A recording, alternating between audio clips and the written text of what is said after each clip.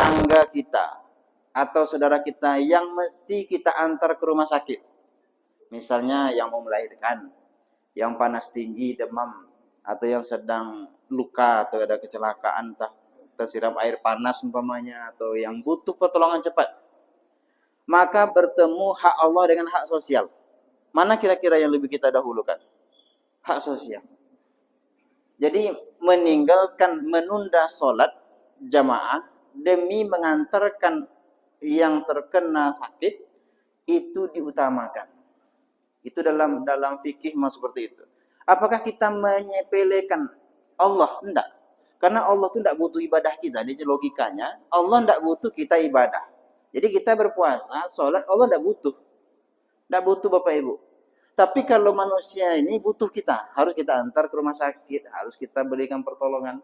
Jadi dalam fikih itu sebetulnya hak sosial, hak sesama manusia itu didahulukan daripada hak Allah. Maknanya bukan kita menyepelekan hak Allah, tapi kita menganggap Allah itu tidak butuh ibadah kita. Hanya kita yang butuh ibadah kepada Allah. Jadi Bapak Ibu yang kami muliakan, mungkin hal-hal ini pernah terjadi di antara kita, ataupun misalnya yang supir Gojek atau yang driver. Kalau seandainya mengantarkan yang bukan kebutuhan, ini perlu juga kita ini bukan ke rumah sakit, tapi ini pergi kita dapat orderan untuk ngantar. Mohon maaf pada yang driver. Ini contoh saja. Kita ada orderan ini pergi janjian ke kafe penumpang kita. Terus waktu azan berkumandang. Mana yang kita dahulukan, hak sosial atau hak Allah? Hak Allah. Kenapa? Karena ke kafe itu bisa ditunda. Dan itu bukan kaitannya dengan sifatnya darurat. Jadi dalam hal ini kita tetap, kalau mau dengan saya tunggu, kalau tidak mau dengan silakan cari yang lain. Seperti itu caranya, cara kita menyikapinya. Bapak Ibu yang kami muliakan, pada kesempatan ini kita berbicara terkait dengan puasa. Allah berfirman, A'udzubillahi minasyaitonirrajim. Ya ayyuhallazina amanu kutiba alaikumusiyam kama kutiba alal ladzina min qablikum la'allakum tattaqun. Hai orang-orang yang beriman, diwajibkan kepada kalian berpuasa sebagaimana yang diwajibkan pada umat sebelum kalian. Mudah-mudahan Ramadan terkait dengan ayat ini ya, sudah dibahas juga oleh Ustaz Samsuri Rizal dan ustaz-ustaz yang lain. Cuman kita hanya menyinggung sedikit. Bapak Ibu yang kami muliakan, Ramadan ini adalah bulan yang agung, bulan yang berharga, yang bernilai. Nilainya itu ditentukan oleh kadar keimanan kita. Jadi kalau seandainya yang datang ini memberikan fasilitas, memberikan keuntungan kepada kita, tentu kita berusaha untuk melayaninya. Makanya dalam sebuah hadis Rasulullah SAW pernah menyampaikan bahwa yang diriwayatkan oleh, kita lihat dulu. Apa kata Rasulullah SAW? Atakum Ramadan sayyidus suhur, telah datang kepada kalian penghulu segala bulan. Famarhaban, ya, maka sambutlah. Jadi marhaban itu menyambut, ya, menyambut kedatangan. Ya. Jadi kata lainnya itu tarhib. Bisa juga dikatakan, ya, namanya menyambut, kita bersiap-siap. Kita berikan persiapan yang terbaik dengan segala macam bentuk yang menarik, yang menyenangkan tamu. Nah, itu dia. Kemudian terakhir Rasulullah SAW mengatakan fa'akrim bih, maka muliakanlah tamu yang datang itu. Bapak Ibu yang kami muliakan, kalau Rasulullah menyuruh kita memuliakan, karena kita memperoleh fasilitas yang sangat besar, keuntungan yang luar biasa dari kedatangan Ramadan ini. Kalau kita mungkin susah membayangkan bahwa Ramadan ini bisa mengampuni dosa tak nampak. Ramadan itu banyak memberikan pahala, baca Quran dilipat gandakan 10 kali lipat per huruf. Di Ramadan ini ditambah lagi amalan-amalan sunnah, diganjar dengan ganjaran pahala ibadah wajib, seterusnya dan seterusnya. Tapi kan itu tak nampak, Ustaz. Karena tak nampak, makanya yang bisa mengambil ini, memaknai ini adalah hanya orang yang memiliki keimanan yang kuat. Kuat keimanannya, maka dia akan kuat melayaninya. Semakin sedikit keimanan kita, maka akan semakin sedikit pula kita melayaninya. Makanya untuk menggambarkan ini, ulama tasawuf itu memberikan contoh begini. Seandainya ada tamu datang ke rumah kita. Kalau sekarang ini misalnya pejabat negara lah atau Pak Gubernur datang. Enggak usah lah gubernur, sensitif sekarang. Masih 120 hari, Pak ya. Belum juga selesai lagi kan. Kita husnuzan saja. Atau Menkeu, Pak Purbaya lah. Menkeu ini datang ke rumah kita, Bu. Bawa koper sebelah kanan uang 100.000. Kira-kira berapa banyak? Bawa sebelah kiri koper emas batangan. Kira-kira berapa tuh pitinya tuh? Nah, hitunglah emas sekarang berapa, Bu? Berapa per gram emas sekarang, Bu? 2.996. Ustaz kok tahu? Nengok aja di internet kemarin. Naik rupanya emas. Makanya ketika saya ngitung kadar zakat kemarin, Bu, kadar zakat yang kita hitung dulu tuh kan nisabnya tuh ketika emas masih 1 juta, satu berapa itu. Ternyata sekarang emas sudah 3 juta. Nah, maka nisab zakat tuh kayaknya naik juga sekitar 255 juta gitu. Jadi kalau kita punya harta lebih daripada itu udah wajib zakat. Atau berpenghasilan profesi yang gaji rata-rata sekitar 21 jutaan per bulan, nah baru kita keluarkan zakat profesinya. Karena kita ngikut harga emas. Baik. Bapak Ibu yang kami muliakan, emas sebelah kiri, uang sebelah kanan, satu koper. Apa kata Pak Purbaya? Bu, saya datang nginap di rumah Ibu, di rumah Bapak 1 bulan. Tolong layani saya, buatkan kopi, makan saya. Ya, kemudian saya ingin dengar Bapak Ibu baca Quran. Saya ingin melihat Bapak Ibu rajin ke masjid. Saya ingin Bapak Ibu berpuasa. Saya ingin nengok Bapak Ibu bersedekah. Kalau Ibu lakukan itu semuanya, ini yang saya bawa ini punya Ibu semua. Kira-kira Ibu, ini seandainya betul lah nih Bu ya, ini kita nggak menghayal. Seandainya betul itu, apa yang akan Ibu lakukan di rumah itu? Akan datang ke masjid nggak setiap hari? Datang. Akan rajin nggak memasak buat buka dan sahur setiap hari? Rajin. 1 koper pitinya Bu, banyak tuh. Hutang lunas, bisa lah membangun setelah itu. Jadi ulama tasawuf itu menggambarkan itulah keuntungan yang akan kita peroleh. Maka fa'akrim kata Rasulullah, muliakan tamu itu artinya kita akan beramal selama 30 Ramadan ini, makin lama makin banyak amalan kita. Kenapa? Uang 2 koper tadi, Bu. Emas tadi itu, emas sama apa tadi? Sama uang. Itu akan kita terima setelah Ramadan. Bayangkan enggak semangatnya kita tuh. Makanya ketika ada iktikaf dia akan datang tuh. Ustaz, kami akan mau iktikaf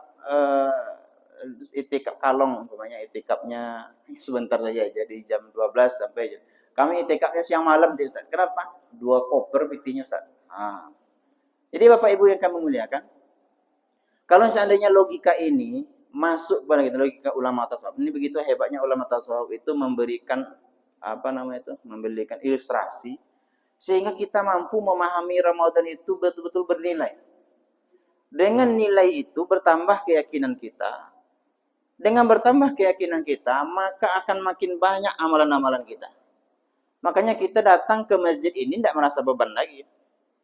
Nanti setelah kautum, sholat duha, sholat isya, tidak merasa beban lagi. Kenapa?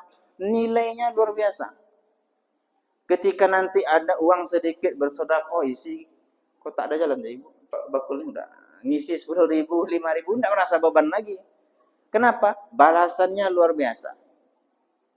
Terus kita akan berusaha menjaga untuk merusak apa yang tak disukai tamu tersebut. Kenapa? Tamu ini 1 bulan di rumah kita. Dia tak suka nengok kita nonton TV, sinetron yang tak jelas. Maka kita matikan TV. Dia tak suka nengok kita itu menggosip. Karena kalau kita nampak sama dia kita tuh menggosip, menggibah, membuka aib, dia akan tarik lagi uangnya. Kita tak mau uang kita hilang. Tentu kita jaga. Kita jaga lisan kita, kita jaga mata kita. Ah, itulah imsak itu, menahan. Menahan itulah yang disebut dengan nama puasa. Jadi Bapak Ibu yang kami muliakan, kalau kita menganggap bahwa tamu itu ada di rumah kita sekarang yang senantiasa mencatat aktivitas kita, ya, mencatat amaliah kita, kitab amal kita, maka kita ingin tampil pada Ramadan ini dalam keadaan amalan-amalan yang terbaik yang pernah kita lalui seumur hidup kita. Maka oleh sebab itu, Bapak Ibu yang kami muliakan, itulah kurang lebih makna dari kita menyikapi nilai Ramadan ini. Itu yang pertama. Baru Pak. Nah, yang kedua, kita ingin melihat apa sebetulnya puasa itu. Kalau puasa hanya sekedar puasa, sebetulnya orang diet juga kelihatan berpuasa, Bapak Ibu. Bapak Ibu kalau melakukan program diet, itu kan dilarang makan juga. Makannya tak boleh sarapan pagi, harus ini makannya. Banyak yang ditahan.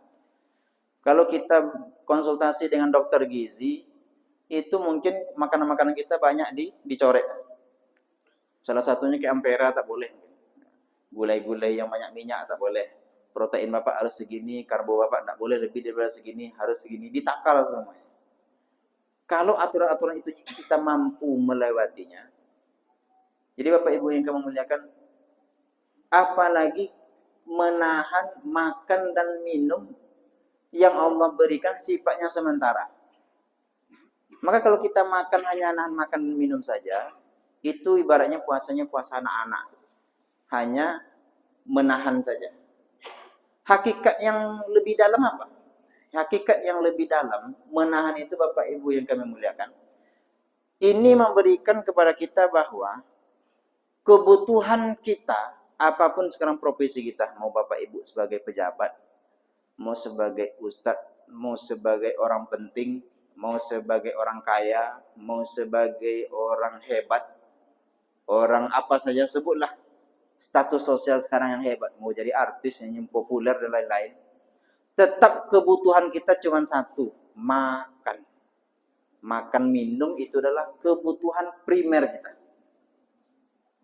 Jadi artinya, ketika Bapak Ibu punya yang dimakan, punya yang akan diminum, maka Bapak Ibu sebetulnya sudah menjadi orang kaya. Kenapa demikian? Karena itu adalah kebutuhan pokok kita. Pernah nggak kita mendengar ada orang mati karena tidak punya mobil? Ada nggak? Tidak. Ada nggak orang mati karena tidak punya rumah? Tidak ada. Ada nggak orang mati karena tak punya kebun sawit? Tidak ada. Tapi ada nggak orang mati karena tak makan dan tak minum? Ada.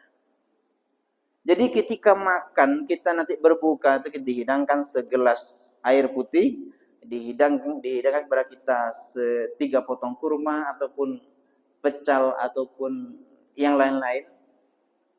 Maka ketika makan itu Bapak Ibu nikmatnya luar biasa. Maka kita tahu bahwa sesungguhnya selain daripada makan dan minum, saya ini tidak butuh. Kan itu maknanya. Jadi yang selama kita ini punya obsesi saya ini tidak nyaman hidup saya nih Ustaz. Kalau rumah saya tidak seperti ini. Saya tidak bisa nyaman hidup saya, tidak akan tenang saya Ustaz kalau saya tidak punya kendaraan seperti ini. Saya tidak bisa aman Ustaz kalau tidak saya punya ruko, saya tidak punya kebun sawit, kalau tidak punya aset, tidak punya toko dan lain-lain. Itu kan obsesi kita. Salah itu tidak. Kenapa? Yang penting kita paham bahwa kebutuhan pokok kita itu makan, dan kebutuhan lain itu sifatnya sekunder, bahkan tersier. Ternyata itu penting-penting amat, nah, itu bahasanya. Ternyata yang kita kumpulkan, yang kita idam-idamkan itu, yang kita berkeinginan kuat untuk menggapai itu, tak penting-penting amat. Ternyata yang paling penting itu makan. Yang paling penting itu minum. Ini sudah harus seperti ini tahap kita untuk memaknai puasa, Bapak Ibu yang kami muliakan. Sehingga setelah Ramadan, kalau kita sampai makom kita di sini, maka kita tidak akan sedih lagi ketika kehilangan yang kita idamkan tadi. Makanya ada sejarah, siapa nama itu? Abdurrahman bin Auf. Abdurrahman bin Auf ini Bapak Ibu yang kami muliakan, orangnya kaya, raya lagi. Itu kalau dibuat kurs sekarang itu kisaran 6.000 triliun, Pak, kekayaannya. Siapa yang kaya yang situ? Elon Musk ya. Elon Musk ya, Pak. Kalau kurs uangnya Abdurrahman bin Auf itu dibuat kursnya sekarang itu 6.000 triliun. Mengalahkan siapa? Mengalahkan Utsman bin Affan itu sekitar 2.400 triliun lah kekayaannya. Sebetulnya paling kaya itu Abdurrahman bin Auf. Jadi Bapak Ibu yang kami muliakan, ketika itu terdengar sama dia Rasulullah itu bersabda, Abdurrahman bin Auf itu besok di akhirat masuk surganya itu merangkak. Merangkak itu lama sampainya, Pak. Mendengar Rasulullah bersabda seperti itu, maka Abdurrahman bin Auf membuang semua hartanya dengan cara membelanjakannya. Jadi ada pedagang-pedagang kurma yang jualannya tak laku diborongnya, ada yang mau busuk diborongnya dengan harga yang lumayan sehingga memberikan keuntungan kepada pedagang-pedagang lain. Habis semuanya. Miskin dia satu malam itu, satu hari itu. Tapi karena Allah takdirkan dia kaya, maka ada lagi penyakit yang sifatnya tak bisa diobati di daerah Yaman. Penyakit ini tidak bisa diobati kecuali kurma busuk. Karena dia sudah membeli kurma-kurma busuk tadi, Pak. Dikumpulkannya. Maka datanglah orang memakai kurma itu, ternyata sehat. Maka berbondong-bondonglah orang membeli. Datanglah, apa namanya itu? Biasanya ada bos-bos distributornya, Pak ya. Nah, diborongnya lah. Dengan harga 2 kali lipat. Kaya lagi Abdurrahman bin Auf. Jadi ternyata kaya miskin itu sudah Allah takdirkan. Jadi tidak bisa pula kita berusaha untuk miskin, tidak bisa pula. Dan berusaha untuk kaya ternyata tidak bisa juga. Kalau dari sisi takdir, memahami takdir. Jadi Bapak Ibu yang kami muliakan, cara pandang Abdurrahman bin Auf itu adalah, saya tidak butuh ini, tidak butuh yang terkumpul banyak, tidak butuh. Saya ingin besok pergi itu, bekalnya itu adalah bekal amal ibadah, bekal pahala yang supaya dihisab nanti saya menjadi orang yang cepat ke surga. Itu aja apanya yang ada dalam pikiran Abdurrahman bin Auf itu. Karena kalau yang disabdakan Rasulullah itu kan benar. Apa saja yang disabdakan Rasulullah itu pasti benar. Maka oleh sebab itu Abdurrahman bin Auf menangis dia dengan apa yang dia miliki. Jadi Bapak Ibu yang kami muliakan, dari kisah ini setidaknya puasa yang kita lakukan hari ini itu memberikan pemahaman kepada kita bahwa selain daripada makan dan minum ternyata tidak penting-penting amat gitu. Jadi jangan sampai kita menjual puasa kita yang penting ini, menjual akidah kita, menjual keyakinan kita demi mendapatkan yang tidak penting itu. Tapi kalau kita bisa bertahan dan yang tak penting itu, yang sekunder itu kita dapat, yang tersier itu, yang kebutuhan mewah itu kita dapat dengan tidak meninggalkan yang wajib-wajib, itu lebih bagus. Berarti Allah mengamanahkan itu kepada kita, baik itu sifatnya harta, jabatan, ilmu dan lain-lain. Berarti itu amanah Allah kepada kita. Kita jadikan itu sebagai sarana kita untuk menggapai cintanya Allah. Jadi Bapak Ibu yang kami muliakan, sebetulnya jangan kita menganggap bahwa ini orangnya orang kaya, ini nanti susah nih. Tidak seperti itu cara pandangnya. Jadi mau kaya atau mau miskin atau mau apa saja pun kondisi kita sekarang, yang akan dinilai itu adalah inna akramakum indallahi atqakum. Yang paling mulia nanti akan mudah kita itu nanti adalah yang paling bertakwa. Jadi nanti apakah orang kaya saja yang susah di akhirat? Tidak, orang miskin itu juga susah di akhirat. Kalau tak pandai cara mengelolanya. Karena Rasulullah kan berdoa setiap sore. Allahumma inni, diajarkan doa ini kepada kita. Doa ada pagi sore mesti kita baca nih Bapak Ibu. Allahumma inni a'udzubika minal kufri wal faqr. Ya Allah, aku berlindung kepada Engkau dari kekafiran dan kefakiran. Jangan sampai kita ini hanya mencari makan tinggal sholat. Kan biasanya kan kita susah kita mencari makan karena tak ada pekerjaan, tak ada ini. Sampai tinggal ibadah puasa tinggal, sholat tinggal. Kenapa? Karena mencari sesuap nasi. Nah, ini jangan sampai. Maka kita berdoa, Allahumma inni a'udzubika minal kufri wal faqr. Kita baca 3 kali pagi, 3 kali sore. Bapak Ibu yang kami muliakan, ini agak lama sedikit, apa boleh? Ya ketua, ganti tadi malam. Tadi malam kan tidak jadi ceramah. Bapak Ibu yang kami muliakan, poin selanjutnya, kaifiat puasa. Ini kaifiat puasa lagi yang mesti kita yang kita pahami. Karena mumpung lagi puasa pertama. Bapak Ibu yang kami muliakan, kita kan berpuasa itu ingin dapat pahala. Kam min shaimin laisa lahu min siyami ilal ju'wal atas. Dalam hadis yang lain, rubba shaimin. Betapa banyak orang yang berpuasa tapi tidak mendapatkan apapun darinya kecuali haus dan lapar. Lapar dan haus. Lita. Jadi Bapak Ibu yang kami muliakan, untuk menjaga puasa kita ini agar berkualitas, agar mampu kita memperoleh pahala yang besar dari puasa itu, tentu kita mesti tahu apa yang membatalkan puasa dan apa saja yang membatalkan pahala puasa. Karena kalau Rasulullah mengatakan ini, betapa banyaknya orang, berarti memang banyak. Banyak di antara kita yang memang hanya berpuasa saja tapi tak mendapatkan apapun kecuali lapar dan haus saja. Itu pasti itu, karena Rasulullah sudah mengatakan itu pasti berlaku. Yang penting jangan kita, itu aja. Jangan sampai kita yang dikatakan Rasulullah seperti ini. Nah, oleh sebab itu Bapak Ibu yang kami muliakan, yang membatalkan puasa, makan dan minum yang membatalkan pahala puasa, itu kita menjaga penglihatan kita, menjaga lisan kita, mulut kita jaga, ya, kita menjaga hati kita. Apa yang harus kita jaga dari hati kita? Syak wasangka. Ya ayyuhallazina amanu jtanibu katsiran minaz zanni inna ba'daz zanni ismu. Hai orang-orang yang beriman, janganlah kalian itu banyak-banyak bersangka, buruk sangka, zon.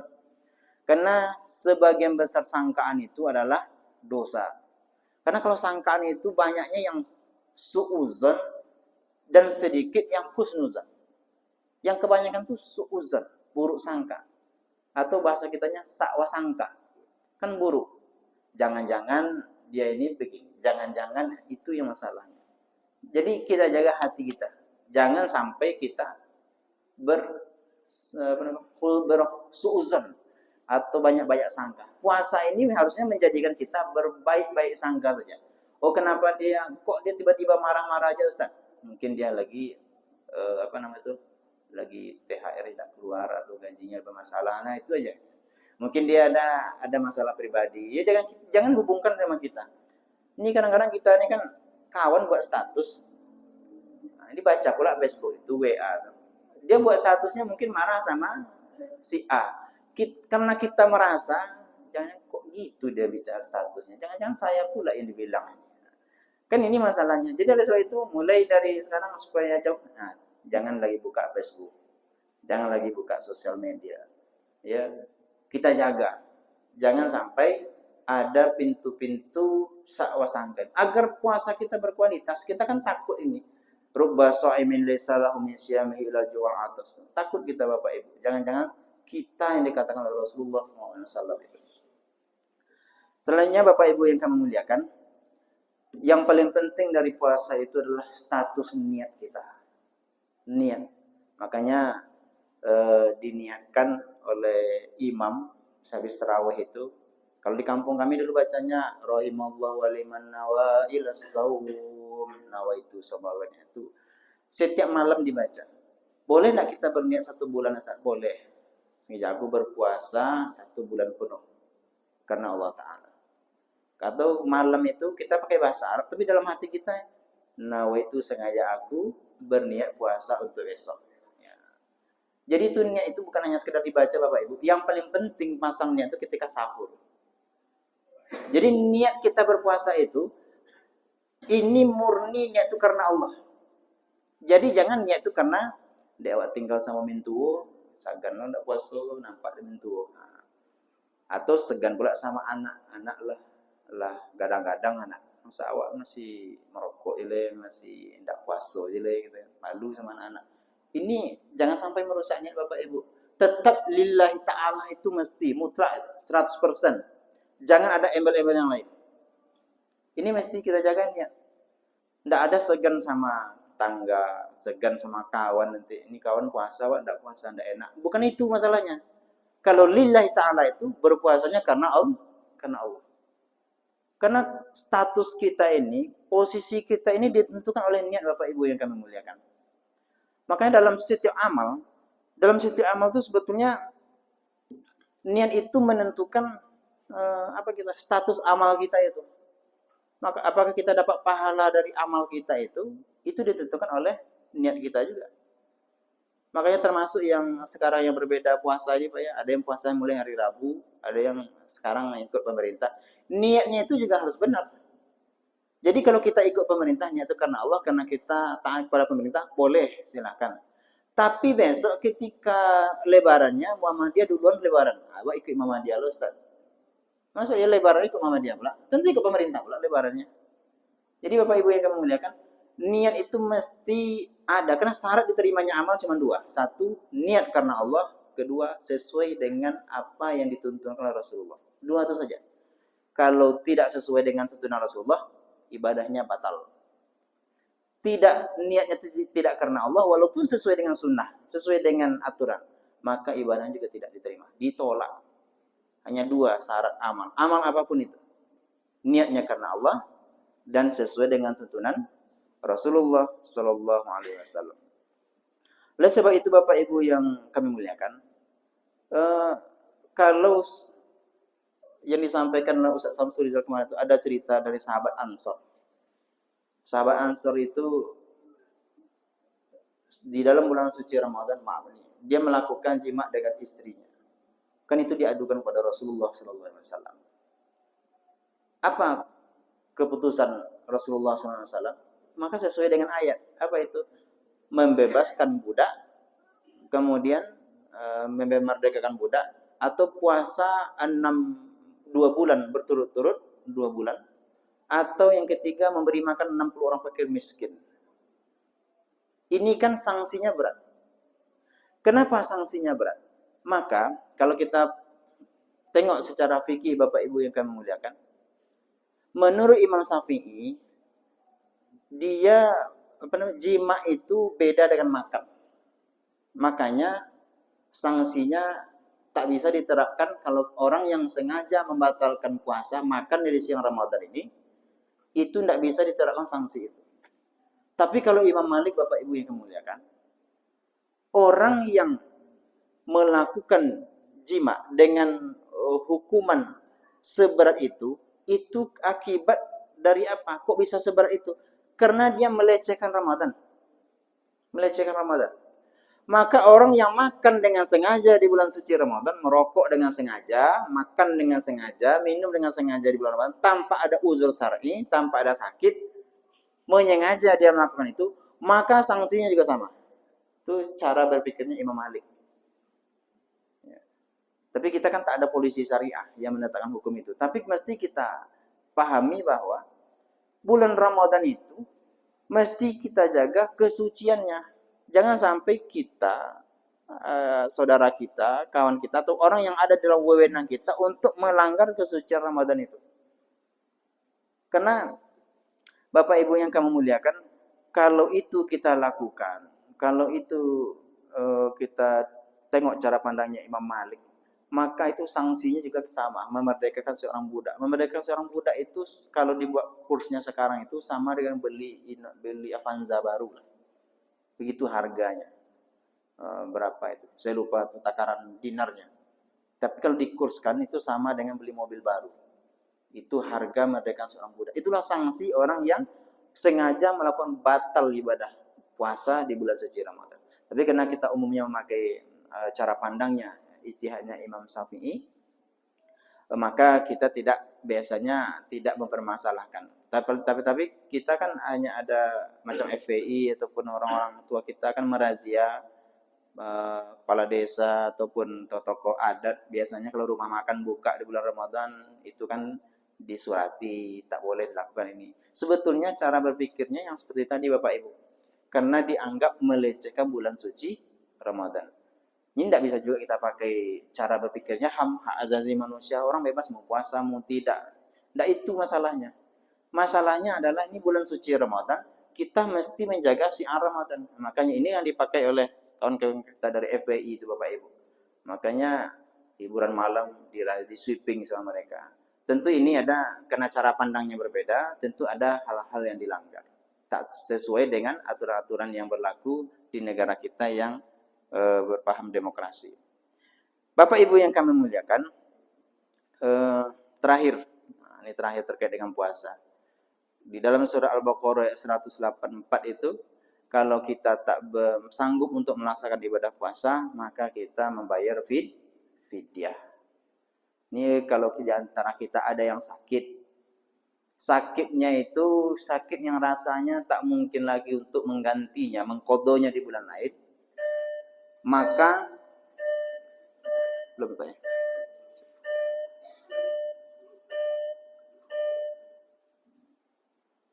Maka kita membayar fidyah. Fidyah itu apa? Membayar 1 mud beras. Jadi Bapak Ibu yang kami muliakan, kalau dalam Imam Syafi'i itu sekitar 0,7 gram, 7 on dari beras, itu untuk 1 hari puasa. Itu bayar fidyahnya. Jadi kalau ada puasa-puasa orang tua kita yang sudah meninggal, kan kita wajib menggantinya itu Bapak Ibu. Menggantinya itu dengan puasa ahli waris atau dengan membayar fidyah. Kita ingat-ingat dulu, ada nak orang tua kita dulu yang meninggal tinggal puasanya, kita ganti per hari 0,7 ons beras. Susah ngitungnya. Oke, ada juga pendapat yang di atas itu 1,5 kilogram. Itu yang minimalnya Bapak Ibu, 0,7 sampai 1,5 kilogram beras per hari. Kalau dalam Basnas itu had kifayahnya itu untuk tahun kemarin itu sekitar 60.000 per hari. Ada juga sebetulnya disesuaikan dengan kita. Ada yang mengatakan pokoknya sekali makan 1 orang miskin. Belikan dia nasi ramas 1, TS 1, udah tuh air mineral 1, udah selesai itu. Jadi itu kan apa namanya tuh bermacam-macam. Nah, untuk selamatnya, saya dulu pernah membayarkan fidyah emak saya itu ketika dia sudah renta, tak sanggup lagi berpuasa. Itu saya ambil kurs itu yang minimal 50.000. Jadi untuk 1 hari puasa 50.000. Bisa dibayar per hari, bisa dibayar entah 10 per 10 hari, boleh juga dibayar. Tapi kalau Imam Malik kan sempat tua Bapak Ibu. Jadi tidak sanggup lagi berpuasa karena dia orang berduit. Itu setiap hari berbuka, diundangnya 60 orang fakir miskin berbuka di rumah dia. Nah, gitu caranya. Ini kalau kita pakai ini macam orang kenduri setiap malam jadinya kan. Macam orang acara setiap maghrib jadinya selama Ramadan. Imam Malik karena duitnya banyak, ya seperti itu caranya. Jadi sifatnya adalah kondisional saja. Jangan kita berhitung-hitung. Nah, intinya jangan kita berhitung-hitung dengan kadar yang sudah ditetapkan oleh para ulama. Jadi Bapak Ibu yang kami muliakan, cara membayar fidyah gimana Ustaz? Nah, itulah gunanya UPZ. Tidak sempat sampaikan tadi malam. UPZ itu bisa menerima fidyah. Jadi kalau ada Bapak Ibu yang sudah puasa, orang tua yang tidak mungkin lagi berpuasa atau divonis oleh dokter ini tidak mungkin lagi. Beda sama kita yang masih kuat berpuasa, itu tidak boleh bayar fidyah, bukan tidak boleh, tidak perlu bayar fidyah karena masih ada harapan sembuh untuk ketika sehat besok mengganti. Jadi Bapak Ibu yang kami muliakan, jangan sampai kita menyepelekan fidyah itu, karena puasa itu kan rukun Islam. Makanya kalau ada orang tua kita yang berwasiat, nak puasa saya sekian hari, maka kita sebagai ahli warisnya ambil dari harta warisan itu, bayarkan. Atau pakai uang kita boleh, atau uang orang lain yang mau berbuat juga boleh. Itu sah, tidak ada masalah. Yang penting ini harus disampaikan. Atau intinya ketika kita sakit, nah kita harus berwasiat tuh puasa saya sekian tinggal sekian. Harus tahu ahli waris kita. Jangan sampai nanti terhutang puasa ataupun amalan-amalan itu, karena hutang itu terhitung hutang kepada Allah SWT. Jadi kita sebagai ahli waris harus menghitungnya. Bagaimana Ustaz kalau kami yang melahirkan, yang menyusui? Ada kan ibu-ibu? Kalau hitung kira-kira dulu ibu ketika hamil atau menyusui ketika melahirkan, ibu berpuasanya itu karena khawatir diri ibu atau khawatir kepada anak. Kalau khawatir kepada diri sendiri, ibu bayar fidyah. Bayar fidyah. Itu yang mayoritas ulama, bayar fidyah. Tapi kalau khawatir terhadap keselamatan anak, ibu bayar fidyah dan mengqadha. Bayar fidyah juga qada juga. Kalau menyusui kan lama, Bu, 2 tahun. Nah, di antara 2 tahun itu ada 2 kali Ramadan. 2 kali Ramadan itu kalau khawatirnya terhadap keselamatan anak, ibu tak berpuasa, maka ibu juga hitung bayar fidyah dan qada. Tapi kalau hanya khawatir kena kesehatan, karena ada mah, ada penyakit kronis yang tak mungkin berpuasa, saya menyusui anak, kalau saya berpuasa nanti mah saya kambuh, sesak saya kambuh, itu ibu mengganti saja, tidak perlu membayar fidyah. Begitulah kurang lebih yang mesti kita pahami dalam kaifiat puasa. Bapak Ibu yang kami muliakan, kiranya itu saja yang perlu kita ini terkait dengan status niat dan lain-lain. Mungkin nanti pada pertemuan yang lain. Mohon banyak maaf. Billahi taufiq wal hidayah. Assalamualaikum warahmatullahi wabarakatuh.